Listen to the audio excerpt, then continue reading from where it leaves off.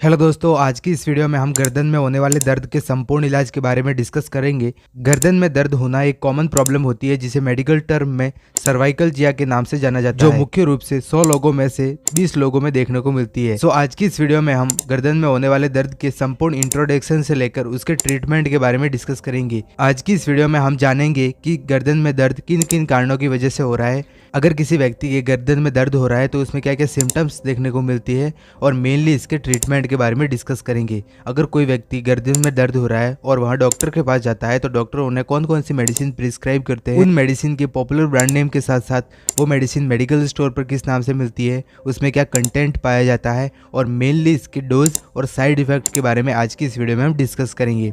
Video बहुत ही useful होने वाली है आप सभी के लिए, जो मेडिकल स्टूडेंट है, गाँव में प्रैक्टिस करते हैं, या फिर जो RMP डॉक्टर है, उन सभी के लिए। आगे बढ़ने से पहले वीडियो को लाइक कर देना। चैनल पर अगर पहली बार विजिट कर रहे हो तो चैनल को प्लीज सब्सक्राइब कर देना। चलिए वीडियो को शुरू करते हैं, और सबसे पहले अपन देखते हैं what is a neck pain, यानी कि गर्दन में दर्द क्या होता है। उसका जनरल इंट्रोडक्शन हम हिंदी प्लस इंग्लिश दोनों भाषा में आसान शब्दों में हम समझने वाले हैं। चलिए वीडियो को शुरू करते हैं।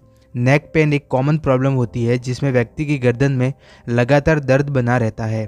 जो व्यक्ति की गर्दन होती है, आप इमेज में देख सकते हो, नेक पेन की कंडीशन में इसमें बहुत ज़्यादा दर्द लगातार बना रहता है। गर्दन को मेडिकल टर्म में सर्वाइकल स्पाइना के नाम से भी जाना जाता है। गर्दन में दर्द एक अबनॉर्मल कंडीशन होती है जिसे मेडिकल टर्म में सर्वाइकल जिया के नाम से भी जाना जाता है। सर्वाइकल जिया की कंडीशन में आमतौर पर जो दर्द होता है वो सेपरेट होता है, यानी कि अगर किसी व्यक्ति के गर्दन में दर्द हो रहा है तो वह सेपरेट होकर आपके हेड में भी जा सकता है और कंधों तक आपके सेपरेट हो सकता है। सर्वाइकल जिया की कंडीशन में दर्द आमतौर पर गर्दन में महसूस होता है, लेकिन इसके साथ कुछ और सिम्टम्स होते हैं जो कि दिखाई दे सकते हैं, जैसे कि बर्निंग सेंसेशन, यानी कि गर्दन में जलन फील होना, साथ ही हेडेज यानी कि सिरदर्द होना, और दर्द का कंधों की ओर सेपरेट होना। ये कुछ सिम्टम्स होते हैं जो कि नेक पेन के साथ आपको दिखाई दे सकते हैं। आप इमेज में देख सकते हो, सर्वाइकल जिया की कंडीशन में जो नेक होती है, आप इमेज में देख सकते हो, उसमें पेन देखने को मिल सकता है। ये हमारी सर्वाइकल वर्टिब्राज होती है, जिनमें व्यक्ति की गर्दन जिसे कहते हैं उसमें पेन देखने को मिलता है, जो कि सेपरेट होकर आपके जो कंधे की मसल्स होती है उसमें सेपरेट हो सकता है। उसमें भी दर्द या फिर बर्निंग सेंसेशन जैसी कंडीशन डेवलप हो सकती है। नेक्स्ट वीडियो में आगे बढ़ते हैं और आगे अपन डिस्कस करते हैं कोजेज ऑफ सर्वाइकल जिया, यानी कि गर्दन में दर्द होने के क्या क्या कारण होते हैं। उन कारणों को हम एक एक करके डिटेल में डिस्कस करने वाले हैं। वैसे तो देखा जाए तो सर्वाइकल जिया के बहुत सारे कारण होते हैं, 100 से भी ज़्यादा ऐसे कोजेज होते हैं जिनकी वजह से यह कंडीशन डेवलप हो सकती है, लेकिन जो मेन कोज होते हैं उनके बारे में ही आज की इस वीडियो में हम डिस्कस करेंगे। सबसे पहले जो हमारा कोज होता है वो होता है एडवांस एज, यानी कि अगर किसी व्यक्ति की एज 60+ हो गई है, यानी कि 60 वर्ष से ऊपर उसकी उम्र हो गई है, तो उस कंडीशन में जो बोन होते हैं उनमें कैल्शियम की कमी होने लग जाती है, जिसके कारण उनमें जो पेन होता है वो देखने को मिल सकता है। इसके अलावा स्पाइनल स्टेनोसिस एक अबनॉर्मल कंडीशन होती है जिसमें जो स्पाइनल कॉर्ड होती है, जिसमें जो सर्वाइकल वर्टिब्राज होते हैं, उनकी बीच की जगह जो होती है वो सिकुड़ जाती है, यानी कि नैरो हो जाती है। आप इमेज में देख सकते हो, ये हमारी स्पाइनल कॉर्ड होती है, और ऊपर वाले भाग की जो होती है ये सर्वाइकल वर्टिब्राज होती है। स्पाइनल स्टेनोसिस की कंडीशन में जो हमारी स्पाइनल कॉर्ड होती है उनके जो बीच की जो सर्वाइकल वर्टिब्राज होती है उनके बीच की जो जगह होती है वो बहुत ज़्यादा कम हो जाती है, यानी कि नैरो हो जाती है, जिस कंडीशन में वहाँ पर इन्फ्लामेशन होने के बहुत ज़्यादा चांसेस होते हैं, और जो नर्व्स होती है उनकी डैमेज होने के बहुत ज़्यादा चांसेस होते हैं। तो जिस कंडीशन में भी जो नेक पेन होता है वो देखने को मिल सकता है। तीसरा जो हमारा कोज होता है, मोस्ट इंपॉर्टेंट कोज होता है, वो होता है ऑस्टियोआर्थराइटिस। जो ऑस्टियोआर्थराइटिस की कंडीशन होती है उसमें जो बोन होती है, यानी कि जो सर्वाइकल वर्टिब्राज होती है, उनके बीच का जो कार्टिलेज होता है वो डैमेज हो जाता है। आप इमेज में देख सकते हो, ये हमारी सर्वाइकल वर्टिब्राज होती है, और इनके बीच में जो कार्टिलेज भरा होता है जो कि कॉन्ट्रैक्शन और रिलैक्सेशन में बहुत ज़्यादा हेल्प करता है, और मसल मूवमेंट में भी बहुत ज़्यादा हेल्प करता है। तो अगर ये जो कार्टिलेज होता है वो डैमेज हो जाता है या फिर इसमें इन्फ्लामेशन हो जाता है, तो उस कंडीशन में भी नेक में जो पेन होता है वो पूरी नेक में देखने को मिल सकता है। इसके अलावा हर्निएटेड डिस्क, आप इमेज में देख सकते हो, जो डिस्क होती है हर्निएटेड डिस्क, वो एक अबनॉर्मल सिचुएशन होती है जिसमें जो सर्वाइकल वर्टिब्राज होती है उनके बीच की जो जगह होती है, आप इमेज में देख सकते हो, वो हर्निया के द्वारा हर्निया होकर बाहर की ओर निकल जाती है, जिसके कारण भी जो नेक पेन जैसी जो कंडीशन होती है वो अराइज हो सकती है।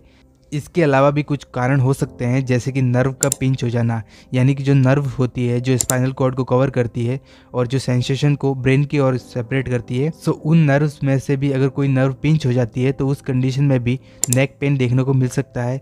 इसके अलावा फिजिकल स्ट्रेस यानी कि शारीरिक तनाव लेना, मेंटली रूप से कोई अगर व्यक्ति बहुत ज़्यादा डिस्टर्ब है या फिर स्ट्रेस से गुजर रहा है तो भी उसकी नेक में दर्द हो सकता है। इसके अलावा ट्रॉमा या इंजरी,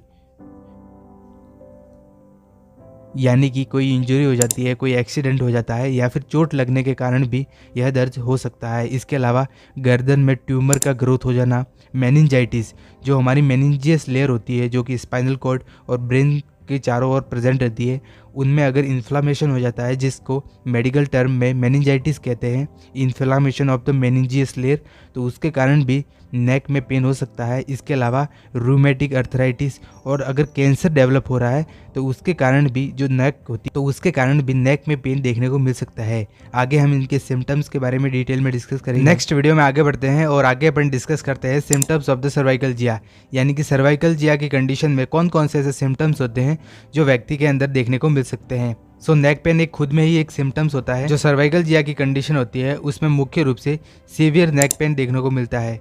मोर देन 2 मंथ्स यानी कि 2 महीने से ज़्यादा लगातार जो नेक होती है, जो गर्दन होती है, उसमें पेन देखने को मिलता है। इसके अलावा सिर को घुमाने में परेशानी, अगर कोई व्यक्ति सर्वाइकल जिया की कंडीशन में सिर को मोड़ता है या फिर उसको मूवमेंट करता है तो उस कंडीशन में उसके गर्दन में दर्द महसूस होगा। इसके अलावा हेडेच यानी कि सिर दर्द होना, गर्दन में बर्निंग सेंसेशन यानी कि जलन फील होना, स्टिफनेस यानी कि गर्दन का अकड़ जाना, उसमें अकड़ापन हो जाना, नंबनेस यानी कि सुन्नापन हो जाना, सुई चुभने जैसा महसूस होना, कंधों तथा ऊपरी जो भाग होते हैं उनमें सूजन का आ जाना, आप इमेज में भी देख सकते हो। इसके अलावा रेस्टलेसनेस, इरिटेशन और भूख नहीं लगना, यानी कि एनोरेक्सिया जैसे जो लक्षण होते हैं, जो सिम्टम्स होते हैं, वो सर्वाइकल जिया की कंडीशन में देखने को मिल सकते हैं। आगे हम इसके ट्रीटमेंट के बारे में डिटेल में डिस्कस करेंगे। नेक्स्ट वीडियो में आगे बढ़ते हैं और आगे अपन डिस्कस करते हैं ट्रीटमेंट ऑफ द सर्वाइकल जिया, यानी कि सर्वाइकल जिया की कंडीशन में डॉक्टर द्वारा कौन कौन सी ऐसी मेडिसिन होती है जो प्रिस्क्राइब की जाती है। सो आगे बढ़ने से पहले मैं आप सब लोगों को बता दूं कि मेरे द्वारा जितनी भी टैबलेट या फिर इंजेक्शन की जो जानकारी प्रोवाइड की जाएगी वो सिर्फ एजुकेशन पर्पज़ से है। आप किसी भी टैबलेट या फिर इंजेक्शन का उपयोग खुद की मर्जी से ना करें, नहीं तो आगे चलकर आपको प्रॉब्लम हो सकती है। तो सबसे पहले जो हमारी टैबलेट है उसका हम नाम देखेंगे, उसका कंपोजिशन यानी कि उसमें क्या पाया जाता है और उसके डोज के बारे में डिस्कस करेंगे। तो सबसे पहले जो हमारी टैबलेट है उसका नाम होता है आइबुप्रोफेन टैबलेट। आप इमेज में देख सकते हो, आइबुप्रोफेन या फिर ब्रूफेन के नाम से मेडिकल स्टोर पर और हॉस्पिटल में आपको आसानी से मिल जाएगी। बात करें इसके कंपोजिशन के बारे में तो इसमें आइबुप्रोफेन ही 400 mg जो कंटेंट होता है वो प्रेजेंट रहता है। यह टैबलेट NSAID कैटेगरी की है, यानी कि non steroid anti inflammatory drug जो होती है उस कैटेगरी की है, जो कि मुख्य रूप से पेन को कम करने के लिए डॉक्टर द्वारा प्रिस्क्राइब की जाती है।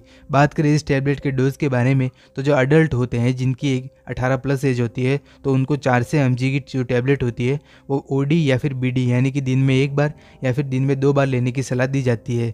और जो चिल्ड्रन होते हैं जिनकी उम्र 12 साल से कम होती है उन बच्चों को 30 mg की जो टैबलेट होती है वो OD में देते हैं, यानी कि दिन में 2 बार या फिर दिन में 1 बार BD में भी ले सकते हैं। नेक्स्ट हमारी जो टैबलेट होती है उसका नाम होता है डाइक्लोविन प्लस टैबलेट। आप इमेज में देख सकते हो, डाइक्लोविन प्लस टैबलेट ये मेडिकल स्टोर पर और हॉस्पिटल में आपको आसानी से मिल जाएगी। डाइक्लोविन प्लस इसका मोस्ट पॉपुलर ब्रांड नेम होता है।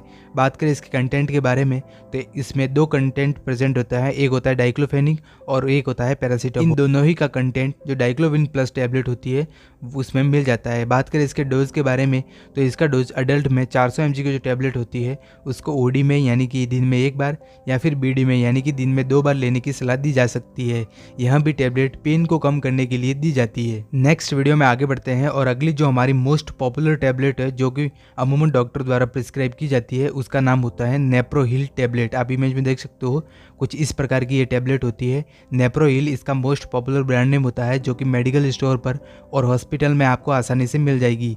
बात करें इसके कंपोजिशन के बारे में तो इसमें नेप्रोक्सिन 500 mg का जो कंटेंट होता है वो प्रेजेंट रहता है। बात करें इसके यूजेस के बारे में तो इसका उपयोग मेनली पेन को कम करने के लिए दिया जाता है। और जो नेक पेन होता है यानी कि सर्वाइकल जिया की जो कंडीशन होती है इनमें डॉक्टर द्वारा अमूमन इसको प्रिस्क्राइब किया जाता है। बात करें इसके डोज के बारे में तो ये 500 mg की टैबलेट होती है और जो अडल्ट होते हैं उनमें ओडी में या फिर बीडी में यानी कि दिन में एक बार या फिर दिन में 2 बार लेने की सलाह दी जाती है। नेक्स्ट हमारी जो टैबलेट होती है जिसका उपयोग सर्वाइकल जिया की कंडीशन में किया जाता है उसका नाम होता है मेलिडेंस टैबलेट। आप इमेज में देख सकते हो 650 mg की ये टैबलेट होती है। मेलिडेंस इसका मोस्ट पॉपुलर ब्रांड नेम होता है जो कि आपको हॉस्पिटल और मेडिकल स्टोर पर आसानी से मिल जाएगी। बात करें इसके कंपोजिशन के बारे में तो इसमें एसिटामिनोफेन जो कंटेंट होता है वो प्रेजेंट होता है। इसका डोज के बारे में डिस्कस करेंगे तो अडल्ट में 650 mg की जो टैबलेट होती है उसको ओडी में या फिर बीडी में यानी कि दिन में 2 बार या फिर दिन में 1 बार लेने की सलाह डॉक्टर द्वारा दी जाती है। नेक्स्ट वीडियो में हम एक इंजेक्शन के बारे में डिस्कस करेंगे। अगर इन सभी टैबलेट लेने के बाद भी अगर व्यक्ति में कोई फर्क देखने को नहीं मिलता है तो उस कंडीशन में डॉक्टर द्वारा एक इंजेक्शन का उपयोग किया जाता है जिसका नाम होता है डेक्सोना इंजेक्शन। आप इमेज में देख सकते हो डेक्सोना इसका मोस्ट पॉपुलर ब्रांड नेम होता है। और कंटेंट के बारे में देखें तो डेक्सामेथासोन हाइड्रोक्लोराइड इसमें कंटेंट प्रेजेंट रहता है। बात करें इसके डोज के बारे में तो अडल्ट में 2 ml बीडी में या फिर ओडी में यानी कि दिन में 2 बार या फिर दिन में 1 बार लेने की सलाह दी जाती है। इस इंजेक्शन का उपयोग पेन को कम करने के लिए, स्टिफनेस को कम करने के लिए, जो गर्दन में अकड़न हुई है उसको कम करने के लिए और जो सूजन आई है यानी कि स्वेलिंग होती है उसको कम करने के लिए डॉक्टर द्वारा इस इंजेक्शन को प्रिस्क्राइब किया जाता है। सो गाइज उम्मीद करता हूँ वीडियो आपको पसंद आई होगी। पसंद आई हो तो वीडियो को लाइक कर देना और जितनी भी मैंने सर्वाइकल जिया की कंडीशन में उसके इंट्रोडक्शन से लेकर उसके ट्रीटमेंट के बारे में बताया है वो आपको समझ में आया होगा। वीडियो अगर पसंद आई हो तो वीडियो को लाइक कर देना। चैनल पर अगर पहली बार विजिट कर रहे हो तो चैनल को प्लीज़ सब्सक्राइब कर देना। हम मिलते हैं किसी न्यू और एजुकेशन वीडियो में, तब तक के लिए जय हिंद, जय भारत।